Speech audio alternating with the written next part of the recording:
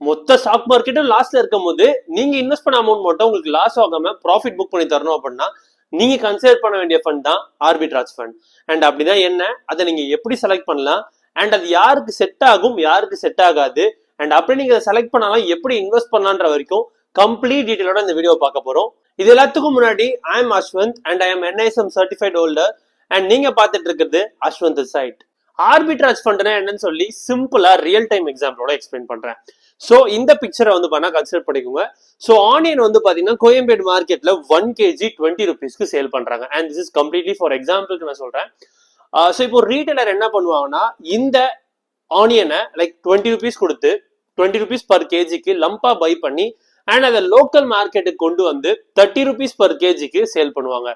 இந்த இடத்துல அந்த ரீட்டைலர் 10 rupees அப்படின்ற அந்த ப்ராஃபிட்டை மேக் பண்ணுவாங்க. ஸோ இதுதான் வந்து பண்ணா நார்மலா ஒரு பிசினஸ் ரன் பண்றதுக்கான கான்செப்ட், கரெக்டுங்களா? ஸோ இதே கான்செப்டை யூஸ் பண்ணி ரன் ஆகுறது தான் இந்த ஆர்பிட்ராஜ் ஃபண்ட்.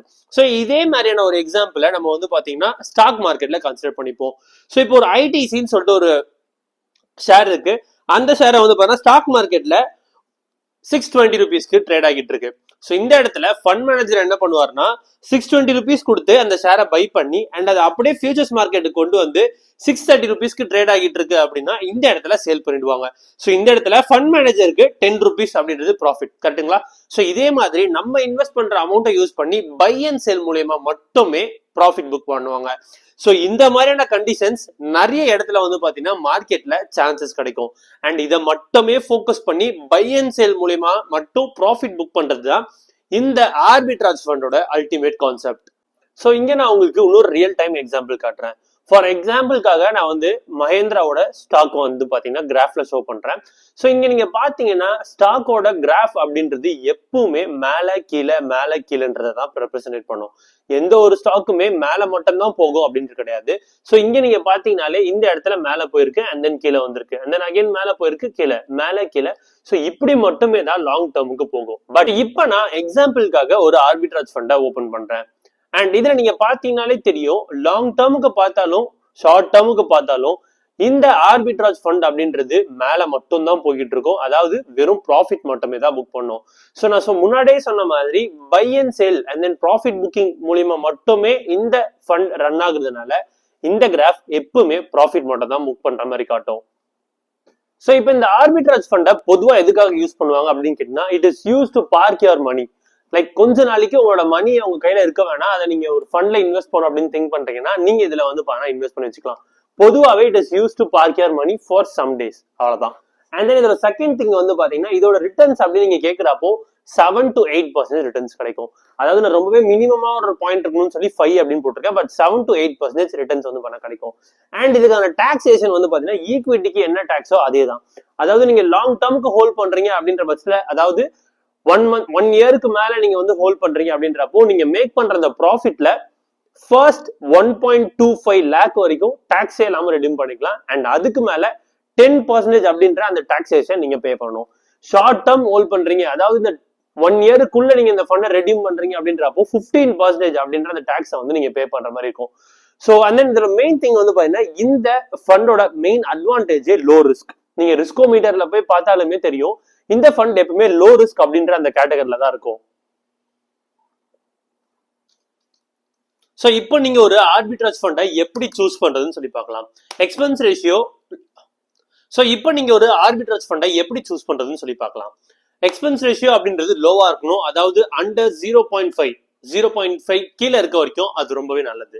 அண்ட் செகண்ட் வந்து பாத்தீங்கன்னா எக்ஸிட் லோட் வந்து பாத்தீங்கன்னா உங்களுக்கு 0.25க்கு கீழே இருக்க மாதிரி பாத்துக்கோங்க. அதாவது மினிமம் எக்ஸிட் லோட் வந்து பாத்தீங்கன்னா உங்களுக்கு 30 days ஆச்சு இருக்கணும்.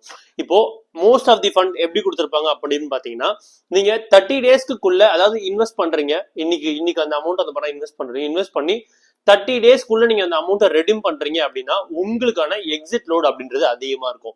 அட்லீஸ்ட் 30% ஹோல்ட் பண்றீங்க, 30% அப்புறம் நீங்க அதை ரெடீம் பண்றீங்க அப்படின்ற பட்சத்துல உங்களுக்கான எக்ஸ்பென்ஸ் ரேஷியோ அப்படின்றது அங்க இருக்காது, லைக் நில் எக்ஸ்பென்ஸ் ரேஷியோவா இருக்கும். ஸோ இதை நீங்க பை பண்றப்போ இதை நீங்க செக் பண்ணிட்டு வாங்கணும். அதாவது எக்ஸிட் லோட் 0.25 கீழே இருக்க மாதிரி பாத்துக்கோங்க.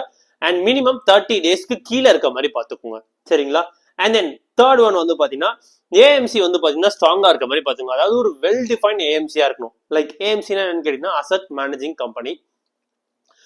லைக் இப்படி ஒரு ஆர்பிட்ரேஜ் ஃபண்ட் இல்லாட்டி எந்த மியூச்சுவல் ஃபண்ட் வாங்குறதுக்கு முன்னாடியும் ஏஎம்சி ஹோல்ட் பண்ணுவாங்க, லைக் ஐசிஐசி, ஹெச்டிஎஃப்சி ஆர் நிப்பான், இந்த மாதிரி கோட்டக், இந்த மாதிரி நிறைய ஏஎம்சி இருக்காங்க. ஸோ இதில் வந்து பார்த்தீங்கன்னா ஸ்ட்ராங்கான ஒரு வெல் டிஃபைன் ஏஎம்சி ஆஃப் சொல்லி சூஸ் பண்ணிங்க. அதாவது எக்ஸாம்பிள் நான் எங்கேயுமே அதான் கொடுத்துருக்கேன், ஐசிஐசி, கோட்டக், நிப்பான் ஆர் ஹெச்டிஎஃப்சி, இந்த மாதிரி ஒரு நல்ல அசெட் மேனேஜிங் கம்பெனியாக பார்த்து சூஸ் பண்ணி அதில் நீங்கள் இன்வெஸ்ட் பண்ணலாம். ஸோ இப்போ இந்த ஃபண்டை யாரெல்லாம் செலக்ட் பண்ணலாம், யாரெல்லாம் செலக்ட் பண்ண வேணாம்னு சொல்லி பார்க்கலாம். ஃபர்ஸ்ட் ஆஃப் ஆல், நீங்க இந்த மணி உங்களுக்கு நெக்ஸ்ட் 1 இயருக்கு அப்புறம் தான் தேவைப்படும். அட்லீஸ்ட் ஒரு 1 இயராச்சும் நீங்க இந்த மணி உங்களுக்கு தேவைப்படாது அப்படின்னா நீங்க கண்டிப்பா இதை சூஸ் பண்ணலாம். அண்ட் செகண்ட் ஒன்று பாத்தீங்கன்னா, நீங்க ஒரு business owner with ideal fund, அதாவது உங்ககிட்ட ஒரு மணி இருக்கு, அது கொஞ்ச நாளைக்கு உங்களுக்கு ஏதாச்சும் ஒரு இடத்துல பார்க் பண்ணணும் அப்படின்னா நீங்க கண்டிப்பா இந்த ஃபண்டை சூஸ் பண்ணலாம். அண்ட் செகண்ட் ஒன்று பாத்தீங்கன்னா, no risk in market if market is in crash. அதாவது இந்த ஃபண்டை பொறுத்த வரைக்கும் ரிஸ்க் அப்படின்றது ஒரு கிடையவே கிடையாது. ஏன் அப்படின்னா, நான் முன்னாடி சொன்ன மாதிரி இந்த ஃபண்டோட ஒர்க்கிங் மாடல் அப்படி. ஸோ உங்களுக்கு வந்து ரிஸ்கே நான் எனக்கு விரும்பல, எனக்கு ரிஸ்க் ஃப்ரீயா இருக்கணும், என்னோட மணி சேஃபா இருக்கணும் அப்படின்னா கண்டிப்பா இதை வந்து பாத்தீங்கன்னா நீங்க கன்சிடர் பண்ணலாம். அண்ட் தேர்ட் ஒன் வந்து பாத்தீங்கன்னா 30% டாக்ஸ் ஸ்லாப் ஏர்னர். அதாவது நீங்க ஏர்ன் பண்ற அமௌண்ட் வந்து பாத்தீங்கன்னா லைக் 30% ஆஃப் டாக்ஸ்க்குள்ள நீங்க வந்து பே பண்றீங்க அப்படின்ற பட்சத்துல கண்டிப்பா இதை வந்து பாத்தீங்கன்னா சூஸ் பண்ணலாம். அண்ட் செகண்ட் திங், இதை யாரெல்லாம் சூஸ் பண்ணக்கூடாது அப்படின்னு பாக்குறேன். அதாவது நீங்க ஒரு 1 மந்த்துக்குள்ள உங்களுக்கு இந்த மணி தேவைப்படும் அப்படின்னா, ஆஸ் ஐ செட் பிஃபோர், இதை நீங்க சூஸ் பண்ணவே கூடாது. பிகாஸ் நீங்க ஒரு எக்ஸிட் லோட்ல பெரிய அமௌண்ட் அவங்களுக்கு கொடுக்குற மாதிரி ஆயிடும். அண்ட் செகண்ட் வந்து பாத்தீங்கன்னா ஹை ரிட்டர்ன்ஸ். அதாவது நான் ஒரு 12% ரிட்டர்ன்ஸ் எக்ஸ்பெக்ட் பண்றேன் அப்படின்ற பட்சத்துல கண்டிப்பா இதை நீங்க சூஸ் பண்ணவே கூடாது. ஏன் அப்படின்னா இதுக்கான ரிட்டர்ன்ஸ் அப்படின்றது ரொம்பவே கம்மியா தான் இருக்கும்.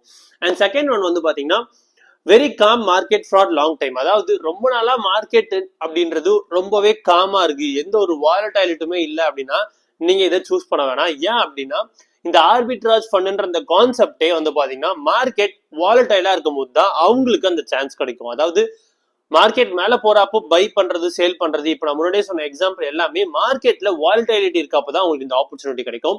ஸோ மார்க்கெட் ரொம்பவே காமா இருக்கு, ரொம்ப நாளா ஒரே பிரைஸ் தான் போயிட்டு இருக்கு அப்படின்னா அந்த ஃபண்ட் மேனேஜருக்கு இந்த ஆர்பிட்ராஜ் ஃபண்டோட கான்செப்ட் படி எக்ஸிக்யூட் பண்றதுக்கான சான்சஸ் கிடைக்கிறதே கம்மியா தான் இருக்கும்.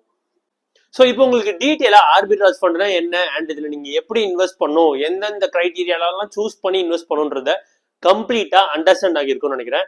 அண்ட் புரிஞ்சுது அப்படின்னா மறக்காம வீடியோ கீழே ப்ரோ எனக்கு வீடியோ புரிஞ்சுது அப்படின்னு சொல்லி கமெண்ட் பண்ணுங்க. And then make sure that என்ன இன்ஸ்டாகிராம்ல ஃபாலோ பண்ணிக்குவேன். இந்த மாதிரி யூஸ்ஃபுல்லான கண்டென்ட் எல்லாமே நான் இன்ஸ்டாகிராம்ல ரெகுலரா அப்டேட் பண்ணிட்டு இருக்கேன்.